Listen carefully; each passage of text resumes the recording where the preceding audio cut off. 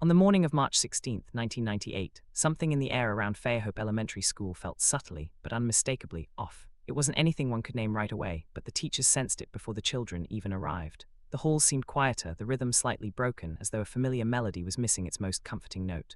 That note was Margaret Sullivan. Her absence wasn't loud, but it was felt, a soft void where warmth used to be. Her classroom door, usually opened by sunrise, stayed stubbornly locked at 7:45. Then 8:00. Then 8:15. The students began to gather, tiny faces pressed with confusion, clutching their backpacks and peering down the hallway for Mrs. Sullivan, the teacher who never failed to greet them with that gentle smile, a cheerful comment about the weather, or a kind word about their new sneakers. By 8:30, Principal Karen Thompson stood before room 12, master key trembling in her hand, a tightening dread forming in her chest. Margaret Sullivan wasn't just another teacher, she was the steady heart of Fairhope Elementary. For 11 years she had shown up, rain or shine, never once missing a day without calling ahead. In Fairhope, Alabama, such reliability mattered. It was a town that moved at the pace of the tide, nestled along the eastern shore of Mobile Bay, where ancient live oaks draped in Spanish moss arched over the streets and neighbors still waved from their porches. It was a place where nothing stayed secret for long. So when a teacher like Margaret didn't appear on a Monday morning, the absence was more than unusual, it was alarming. Karen tried calling Margaret's home 3 times. Each time the phone rang into silence. No answering machine, no click, just an empty hum that seemed to stretch on forever. Unease began to harden into fear. She asked the school secretary to watch over the class and set off toward Magnolia Avenue, the 8-block drive through sleepy streets feeling longer than ever. The morning air carried the soft tang of salt from the bay. When she turned onto Margaret Street, everything appeared deceptively normal. The small brick house sat quiet beneath the shade of a magnolia tree. The white Toyota pickup truck was in the driveway, parked neatly where it always was. But the porch light, still glowing faintly in the daylight, felt like a quiet distress signal. Karen knocked on the front door. No answer. She tried again, louder, calling Margaret's name, her voice breaking the stillness. Nothing. Circling around the side of the house, she brushed past the azaleas just beginning to bloom, their petals trembling in the wind, and that's when she saw it, the back door not wide open but slightly ajar. A detail so small, yet so wrong, it made her heart stop for a beat. Margaret Sullivan was 34 years old, slender, with soft auburn hair she usually wore tied back in a neat ponytail. Her glasses often slid down her nose as she graded papers late into the afternoon. She had lived alone since inheriting her grandmother's home 5 years earlier. To her students, she was the teacher who made learning gentle and kind. To her colleagues, she was the one who stayed late to help struggling readers or volunteered to organize the spring book fair. On weekends, she sang in the church choir and spent quiet mornings at the public library helping children discover stories they could love. There was nothing loud or dramatic about her life, only a steady grace, the kind that made people feel safe just by being near her. She was, in every way, beautifully ordinary, and that morning, her silence spoke volumes. Karen pushed the back door open with the kind of hesitation that comes from knowing, deep down, that something terrible might be waiting on the other side. The hinges creaked softly, breaking the morning stillness. The kitchen was bathed in sunlight, golden light spilling across the counters and onto the tiled floor. For a moment it looked exactly as it should, too exactly. A coffee pot sat on the counter, still plugged in, the carafe half full. Karen reached out and touched it. The coffee was lukewarm, the kind of temperature that suggested it had been poured hours ago and forgotten. On the small wooden table by the window, Margaret's key ring rested beside her brown leather purse. Her reading glasses were folded neatly next to a small stack of unopened mail. Nothing appeared disturbed. Everything was in its place, as if life had simply paused. "Margaret," Karen called out again, her voice trembling this time, the sound thin and uncertain. She moved from the kitchen into the living room, each step heavier than the last. The television was off. A book lay open on the couch, pages face down, as though someone had set it aside for just a moment and never returned. Along the hallway, family photos smiled back at her. Margaret as a little girl with her missing front teeth, her parents in the garden, her younger sister Catherine beaming beside her. The ordinary intimacy of the images only made the emptiness feel sharper. Then she heard it, a sound from outside, low and frantic. Barking. Karen froze for an instant, her heart pounding in her ears. It was Rusty, Margaret's golden retriever, his voice hoarse from exhaustion, barking in desperate bursts. She moved quickly toward the sliding glass door that overlooked the small fenced backyard. There he was, packing back and forth near the back gate, his fur matted and his movements agitated. His water bowl sat empty, bone dry beneath the morning sun. Karen slid the door open, and Rusty rushed toward her, whining, circling her legs as if trying to pull her toward something. He darted back to the gate and barked again, louder this time, as though pleading for her to see. Karen's breath came shallow. She bent down, refilled his bowl from the outdoor spigot, and watched as he drank greedily, trembling all over. The scene was wrong, deeply wrong. Whatever had happened here wasn't a simple oversight.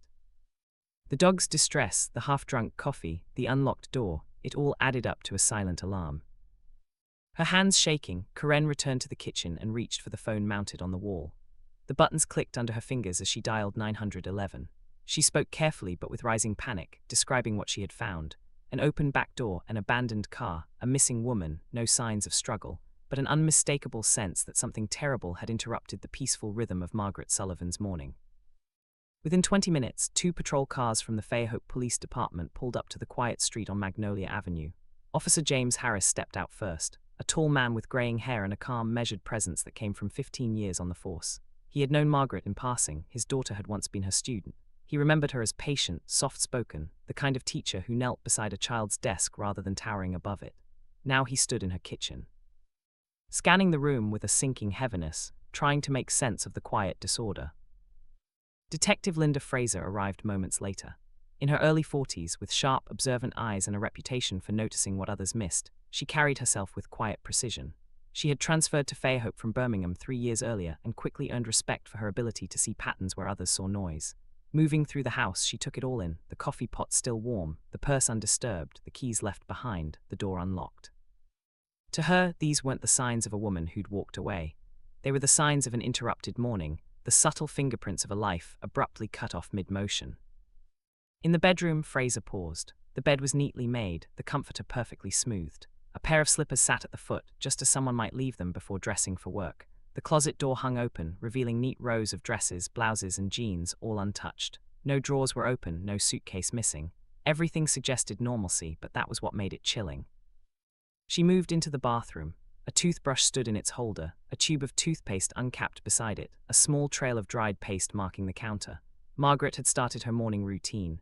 She had brushed her teeth, poured her coffee, opened her mail, then something had stopped her. Something had stepped in between one breath and the next. Back in the living room, Fraser crouched beside the couch and picked up the open book. It was a mystery novel, its pages softened and dog-eared from use. On the coffee table, a Sunday crossword lay half-completed in pencil. Nothing about this house spoke of departure. It spoke of continuation, of someone who had every intention of returning to finish the story, to complete the puzzle, to drink the rest of her coffee. Fraser rose, her expression tightening as she glanced toward the kitchen again. The refrigerator hummed quietly. Inside were milk, eggs, and a leftover casserole in a Tupperware container. Everything about the home suggested routine, stability, and peace, until the moment it didn't. Her eyes drifted to the calendar hanging beside the phone. March 16th was circled neatly in red ink. Beside it, Margaret had written just one word: school. Nothing unusual, nothing ominous. And yet, as the morning light filled the kitchen, the ordinary details of Margaret Sullivan's life began to feel like pieces of a riddle, one that no one in Fairhope yet knew how to solve. Officer Harris returned from the backyard, his expression grim. He had walked the perimeter of the property, checking the fence line, the small garden shed, the alley that ran behind the row of houses. He found no signs of forced entry, no footprints in the soft soil near the gate, nothing that suggested a confrontation had occurred outside, but he had found something else. He motioned for Fraser to follow him into the living room. Near the edge of the area rug, barely visible against the patterned fabric, was a small stain, dark reddish-brown. Fraser crouched low, pulling a flashlight from her belt and shining it across the fibers. Blood not much, but enough to suggest violence, enough to suggest that Margaret Sullivan had not simply walked away. Fraser called for the forensic team from Mobile. They would need to process the entire house. Photographs, fingerprints, samples, every surface, every object, every possible clue. While they waited, Fraser interviewed Karen Thompson again, this time more thoroughly. When had she last spoken to Margaret? Friday afternoon after school. How had Margaret seemed? Fine, normal, maybe a little distracted, but nothing alarming. Did she mention any plans for the weekend? No, just grabbing papers and maybe going to the farmer's market on Saturday morning. Did she have a boyfriend? Yes, David Keller. They had been together for about 2 years, sometimes steady, sometimes rocky. Did Margaret seem afraid of anyone? Karen hesitated, then mentioned almost as an afterthought that Margaret had seemed uneasy lately. She had mentioned feeling watched and had received some strange letters in the mail. Fraser's attention sharpened. What kind of letters? Karen did not know the details. Margaret had not shown them to her, but she had mentioned them in passing a few weeks earlier. She said they were strange, unsigned, vaguely unsettling. She had laughed it off at the time, saying it was probably nothing, but now, standing in Margaret's kitchen with the scent of old coffee lingering in the air and the weight of her absence pressing down on everyone present, those letters seemed like everything. By noon, news of Margaret Sullivan's disappearance had spread through Fairhope like wildfire. Parents arrived at the school to pick up their children early. Neighbors gathered in hushed clusters on their lawns, whispering and speculating. The local radio station issued a bulletin. And in the living room of the small brick house on Magnolia Avenue, Detective Linda Fraser stood with her notebook open, staring at the bloodstain on the rug, knowing with cold certainty that this case was already slipping away from them. The forensic team from Mobile arrived just after 1 p.m. Their white van pulled up quietly in front of Margaret Sullivan's house as neighbors watched from behind curtains and half-open doors. Detective Linda Fraser met them at the entrance, briefing them quickly on what had been found so far: the unlocked back door, the abandoned coffee, the bloodstain on the living room rug.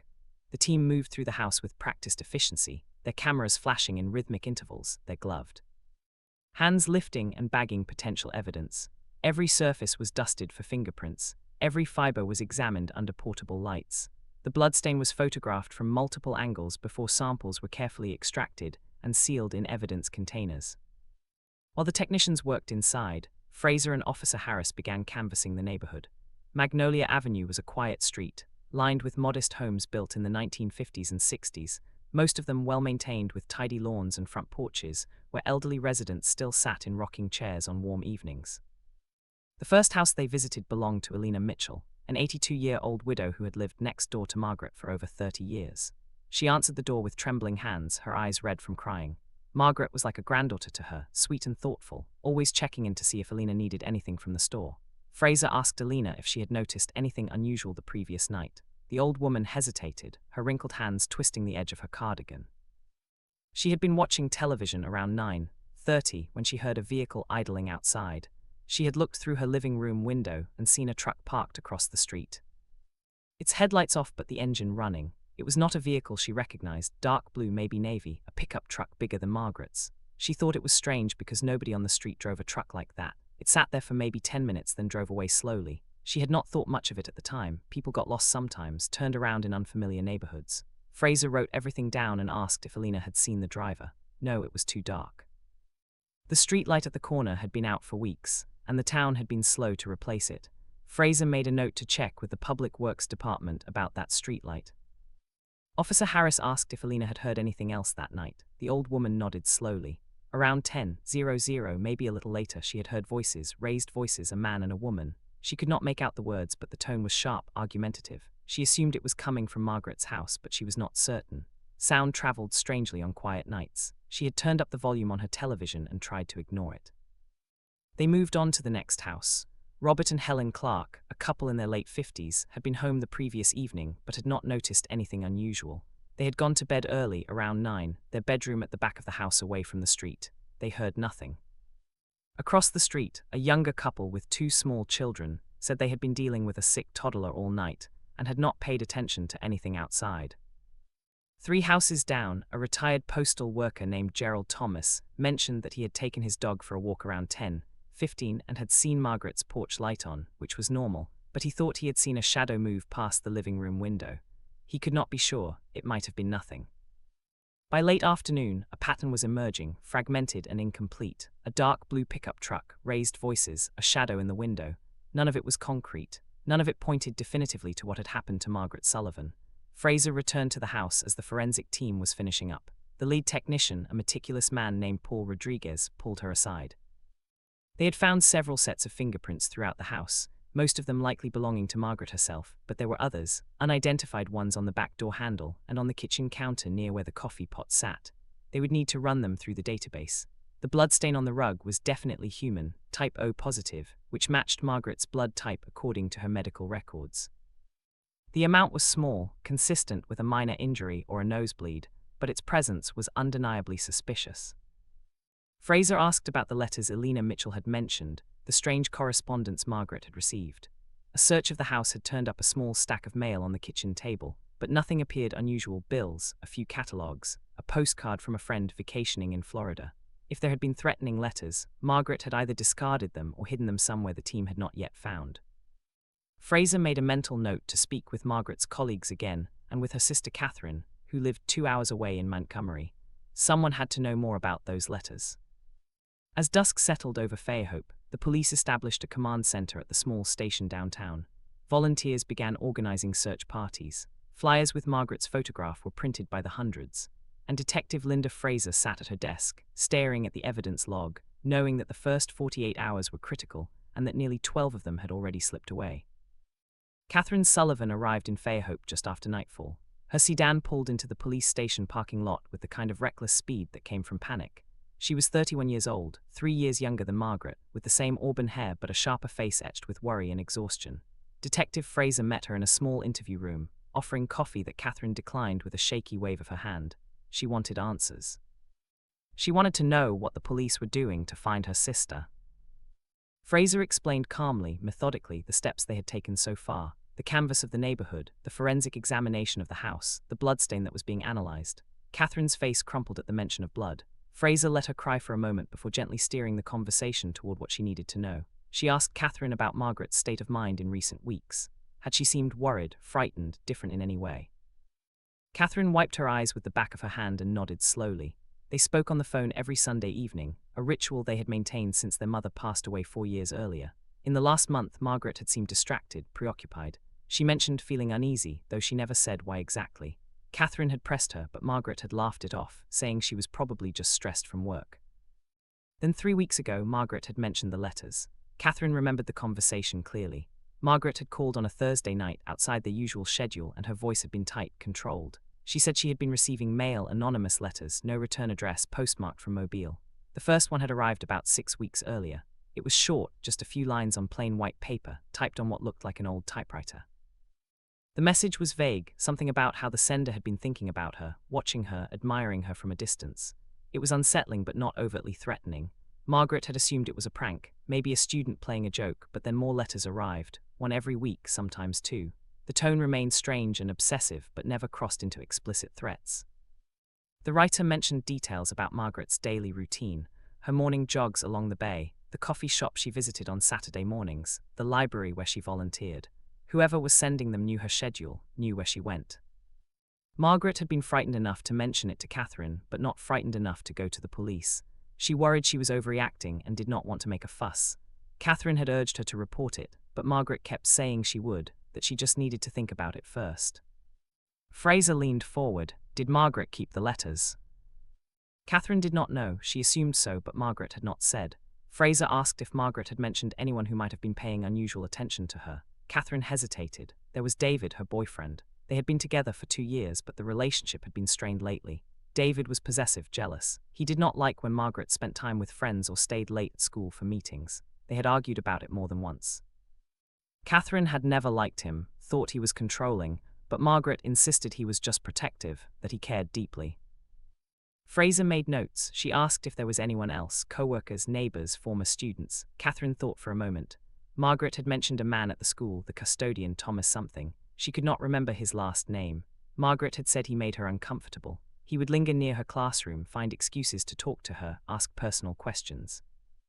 Margaret had laughed about it nervously when she told Catherine, saying he was probably just lonely, but there was something in her voice that suggested she was more unnerved than she let on.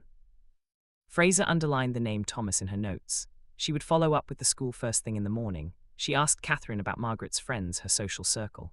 Catherine listed a few names: Karen Thompson, the principal who was also a close friend; Emily Harris, a fellow teacher; a woman named Diane Walker who attended the same church. Margaret was well-liked, friendly, but not someone who opened up easily. She kept her worries to herself, always trying to be strong, always trying not to burden others. As the interview continued, Fraser began to see the outline of a woman who had been living with fear, who had not fully acknowledged it, who had been receiving threatening attention and had tried to minimize it, who had been surrounded by people but had felt alone in her unease. Catherine's voice broke as she described the last time she had spoken to her sister, just 2 days before she disappeared. It had been a normal conversation. They talked about Catherine's new job, about plans to visit each other soon, about nothing important. Margaret had sounded tired but otherwise fine. She had said she loved Catherine before hanging up. Catherine had said it back. Now those words felt like a goodbye she had not known she was giving. Fraser walked Catherine out to her car just before midnight. The streets of Fairhope were dark and empty. Somewhere in the distance, search teams with flashlights combed through the woods near the bay, volunteers calling Margaret's name into the night. And Detective Linda Fraser stood in the parking lot, watching Catherine drive away, knowing that the more she learned about Margaret Sullivan, the more complicated this case became. David Keller sat in the interrogation room at the Fairhope Police Department with his shoulders hunched forward and his hands clasped tightly between his knees. He was 38 years old, broad-shouldered and muscular from years of working as a mechanic at a garage on Highway 98. His hands were stained with grease that never quite washed out, his fingernails perpetually dark no matter how hard he scrubbed. He wore a faded denim shirt and work boots, and his face carried the kind of weariness that came from sleepless nights and unanswered questions.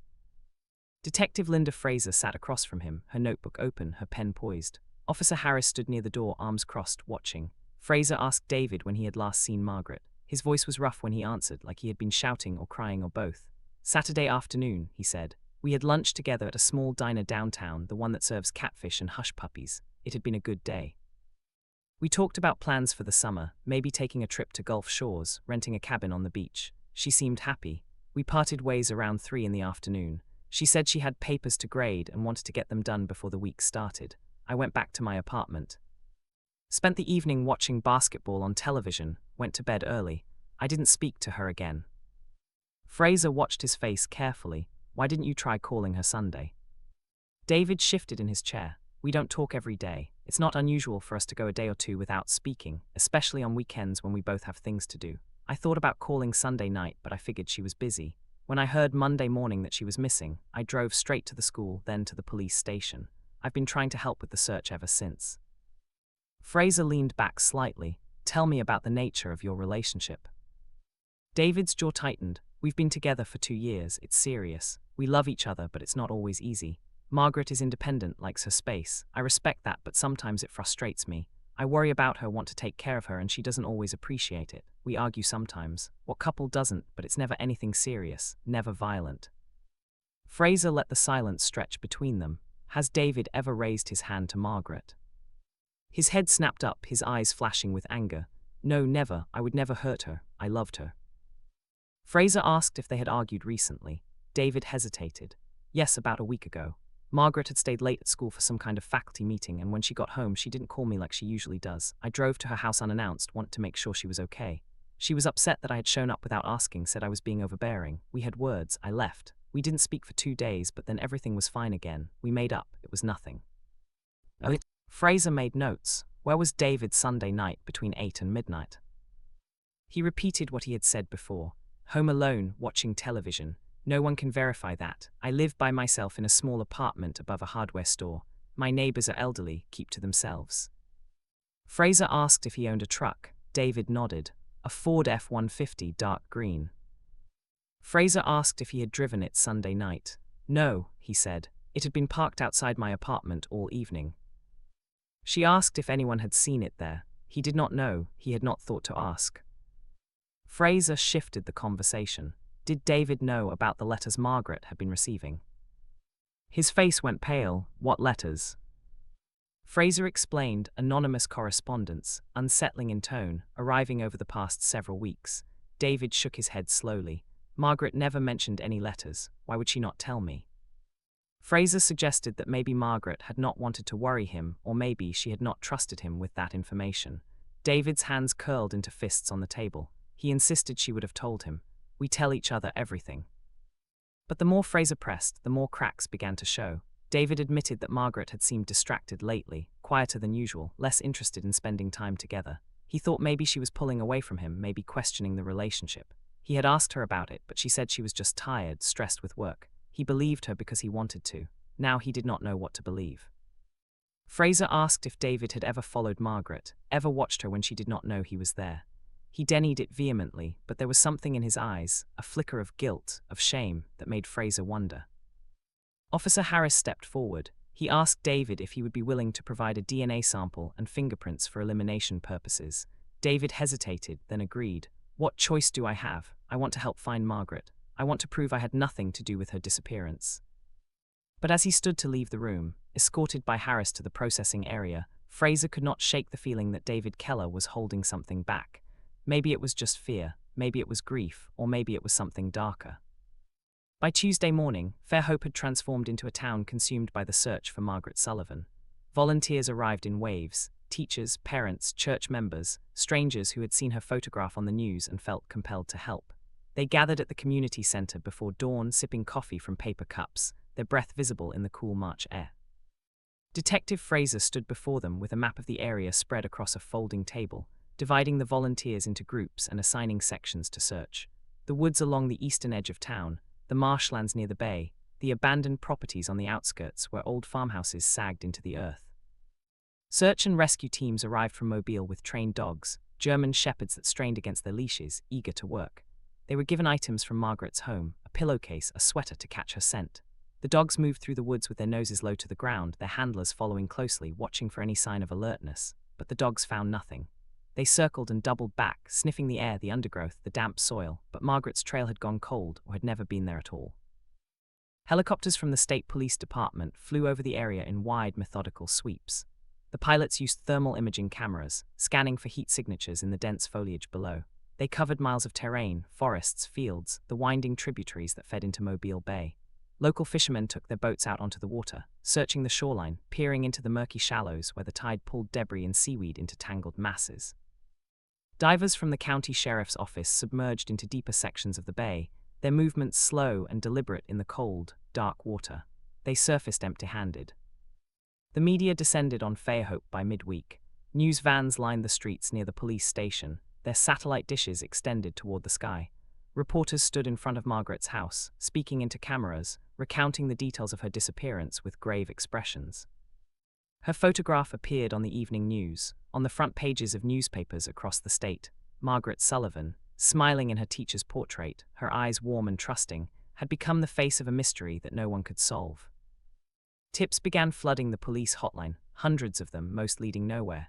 Someone claimed to have seen a woman matching Margaret's description at a gas station in Mobile. Investigators followed up. It was not her. Another caller reported seeing a suspicious man near the elementary school. Police interviewed him. He had an alibi. Catherine Sullivan remained in Fairhope, staying at Margaret's house despite the discomfort of sleeping in her sister's bed, surrounded by her sister's things. She could not bring herself to leave. Every morning she joined the search parties, walking through the woods until her legs ached, calling Margaret's name until her voice gave out. Every evening she returned to the house and sat in the living room, staring at the bloodstain on the rug that the forensic team had cut away and taken as evidence, leaving a pale square of exposed underlayment. She answered phone calls from relatives, from friends, from journalists, repeating the same information over and over. Margaret was kind, she was loved, she would never just disappear. Please, if anyone knows anything, come forward. Detective Fraser worked 18-hour days, following every lead, re-interviewing witnesses, combing through Margaret's phone records and bank statements. There were no unusual transactions, no unexplained calls. Margaret's life, at least on paper, had been orderly and unremarkable. Fraser obtained a warrant to search David Keller's apartment. Officers went through his belongings methodically, his closet, his drawers, his truck. They found nothing incriminating.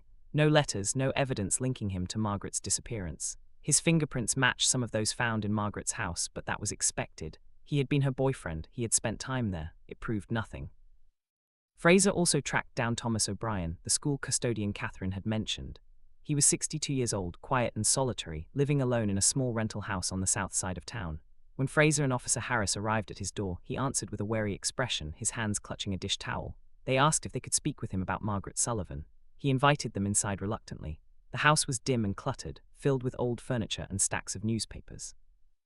Thomas admitted he knew Margaret, of course. He worked at the school. She was a nice lady, friendly, always said hello. Fraser asked if he had ever spent time with her outside of work. He shook his head quickly. No, never, that would not be appropriate.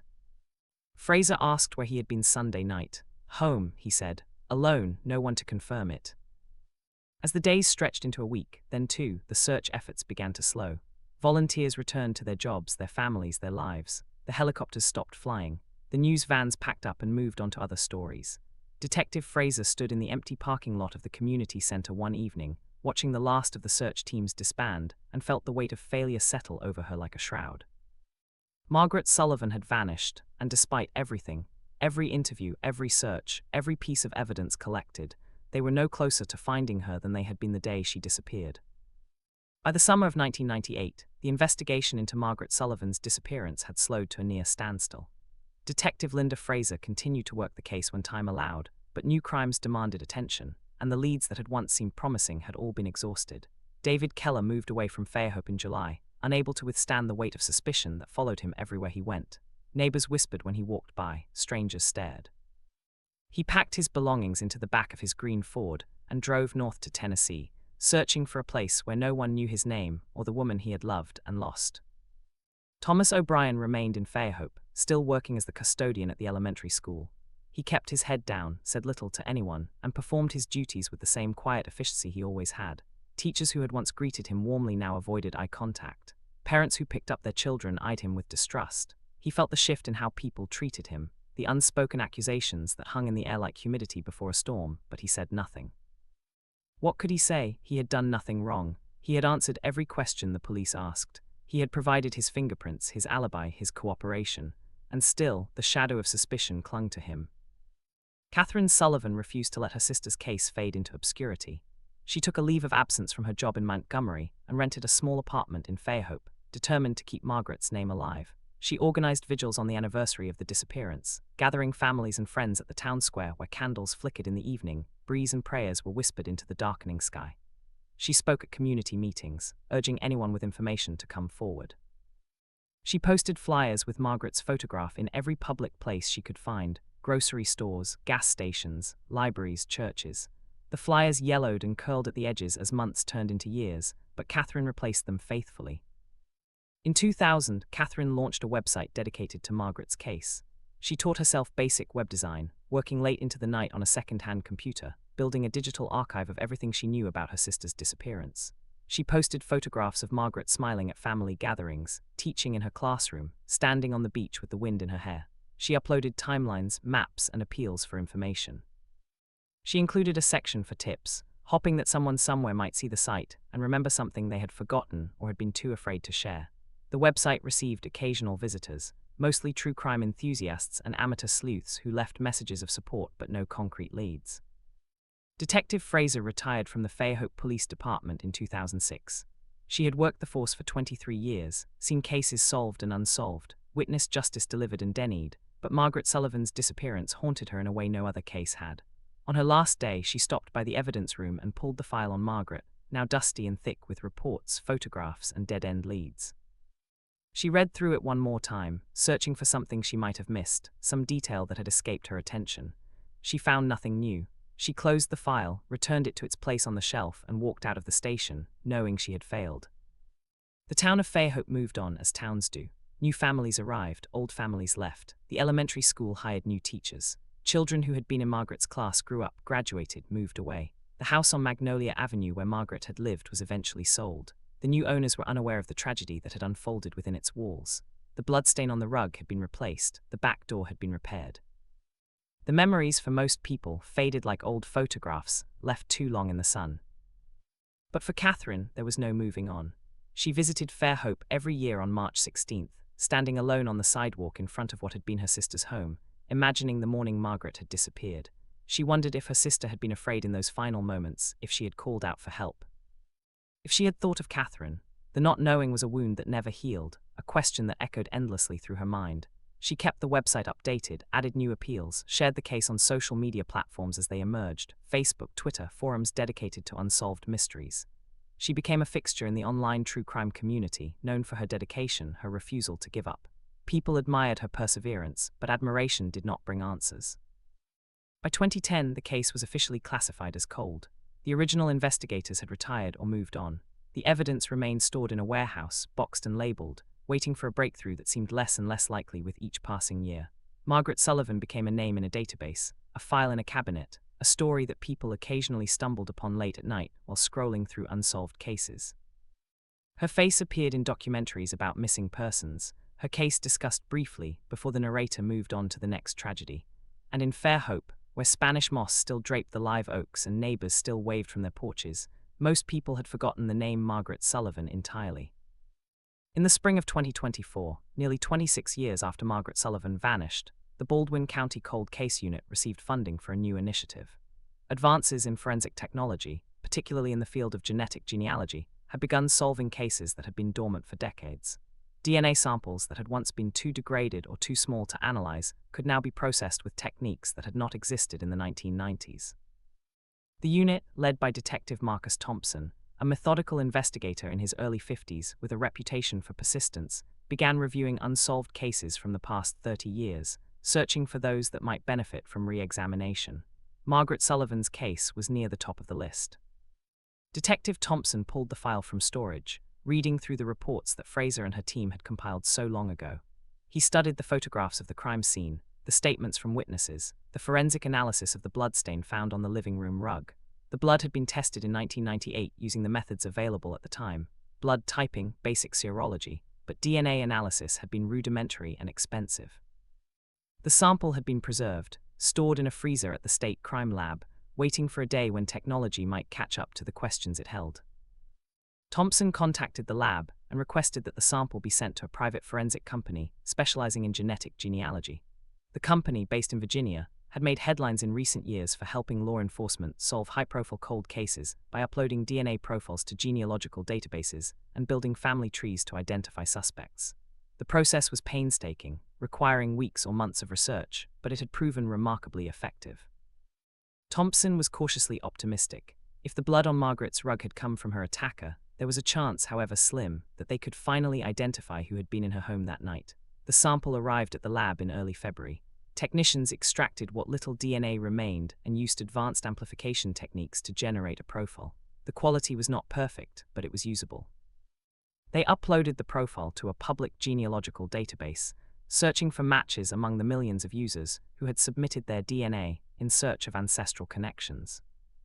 Within days, the system identified several distant relatives, third cousins, fourth cousins, people who shared small segments of genetic material with the unknown individual whose blood had been found in Margaret Sullivan's living room. The forensic genealogist assigned to the case, a woman named Dr. Rebecca Fontaine, began the laborious process of constructing a family tree.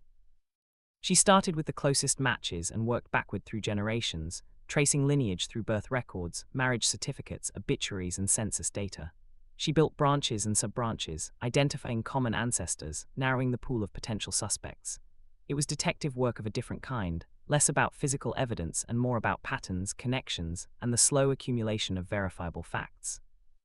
Dr. Fontaine worked 12-hour days, cross-referencing databases, contacting distant relatives who had no idea their DNA might help solve a murder. By late March, she had narrowed the search to a single family line in southern Alabama. The suspect, based on the genetic profile and the family tree she had constructed, was likely a male in his 60s, possibly residing in the Mobile or Baldwin County area. She provided Detective Thompson with a list of potential candidates, men who fit the age range, who had lived in or near Fairhope in 1998, who had some connection to the area. One name on that list stood out immediately: Thomas O'Brien. Thompson felt a chill run through him as he read the name. He pulled the original case file and found the interview reports from 1998. Thomas O'Brien, custodian at Fairhope Elementary School, had been questioned early in the investigation. He had no solid alibi for the night Margaret disappeared. He had admitted to knowing her, to working in proximity to her, but there had been no physical evidence linking him to the crime, and the investigation had moved on. Now, 26 years later, genetic science was pointing directly at him. Thompson moved quickly. He obtained a court order to collect a DNA sample from Thomas O'Brien for comparison. On a grey morning in mid-March, 2 officers arrived at the small house where Thomas still lived, the same rental property he had occupied for decades. They knocked on the door. Thomas answered, older now, his hair white and thinning, his face lined with age. They explained why they were there. Thomas did not resist. He allowed them to swab the inside of his cheek, his hands trembling slightly as he watched them seal the sample in a sterile container. He asked if he needed a lawyer. They told him it was his right. He nodded slowly, said nothing more, and closed the door as they left. The sample was sent to the lab for expedited analysis. 2 weeks later, the results came back. It was a match. The blood found on Margaret Sullivan's living room rug in 1998 belonged to Thomas O'Brien. Detective Thompson sat in his office, staring at the report, feeling the weight of 26 years pressing down on him. Justice had been delayed, but it had not been denied. Not yet. The arrest warrant for Thomas O'Brien was issued on March 14, 2024, exactly 26 years and 2 days after Margaret Sullivan had disappeared. Detective Marcus Thompson assembled a small team for the operation, 2 veteran officers and a crisis negotiator, in case Thomas decided to resist or barricade himself inside his home. They arrived at his house just after dawn when the sky was still grey and the streets of Fairhope were quiet, except for the occasional car heading toward the highway. The house looked the same as it had for decades, a modest single-story structure with peeling paint and overgrown azalea bushes crowding the front windows. A rusted mailbox leaned at an angle near the curb. Thompson knocked on the door, his hand resting near his sidearm, though he did not expect violence.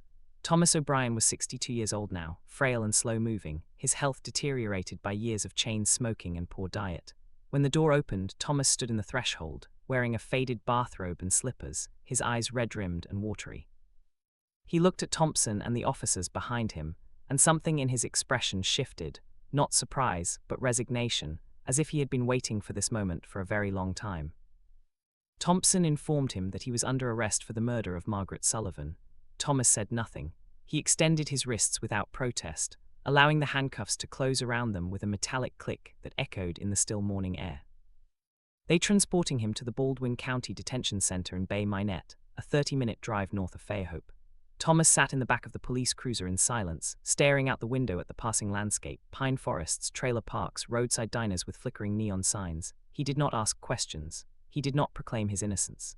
He simply sat, his hands folded in his lap, as if the weight of what was happening had numbed him beyond reaction.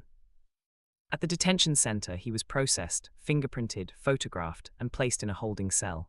Thompson informed him of his rights and asked if he wanted an attorney. Thomas nodded slowly. "I will need one," he said quietly. News of the arrest spread through Fairhope within hours.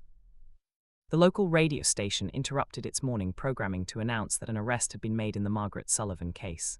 Television news crews descended on the town once again, their vans parked outside the police station, their reporters standing in front of cameras, recounting the details of a case that had gone cold for over 2 decades.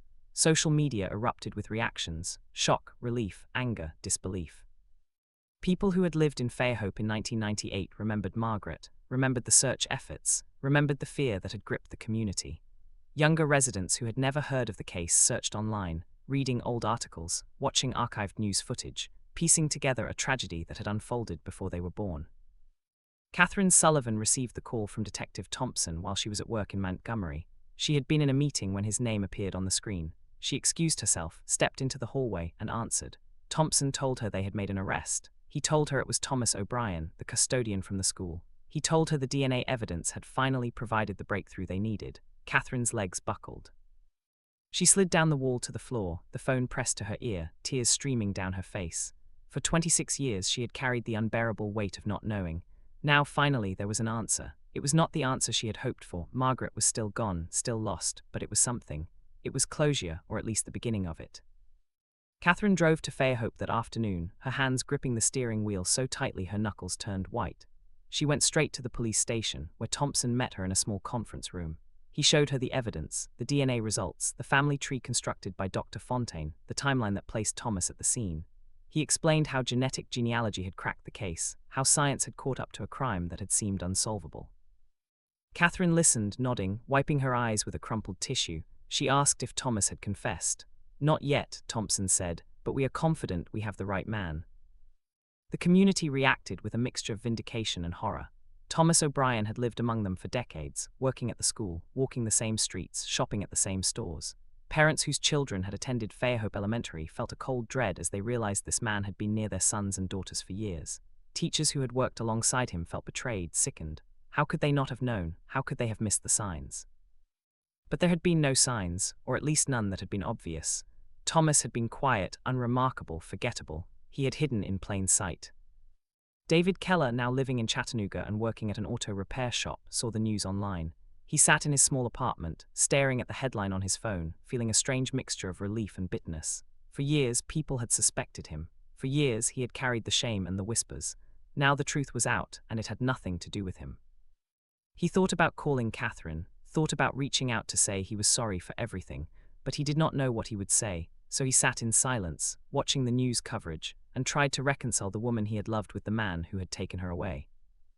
Thomas O'Brien's court-appointed attorney, a weary public defender named Richard Hamilton, met with his client in a windowless room at the detention center 3 days after the arrest. Thomas sat across from him, his hands folded on the table, his face expressionless. Hamilton explained the charges: first-degree murder, kidnapping, tampering with evidence. He explained the strength of the prosecution's case, the DNA evidence, the circumstantial connections, the lack of alibi. He explained that if this went to trial, Thomas would almost certainly be convicted. The death penalty was not on the table due to Thomas's age and health, but life in prison without the possibility of parole was. Hamilton asked Thomas if he understood. Thomas nodded. He understood. Hamilton asked if Thomas wanted to tell him what had happened that night in March of 1998. Thomas was silent for a long time, staring at his hands at the age spots and the tremor that had developed in his fingers over the years.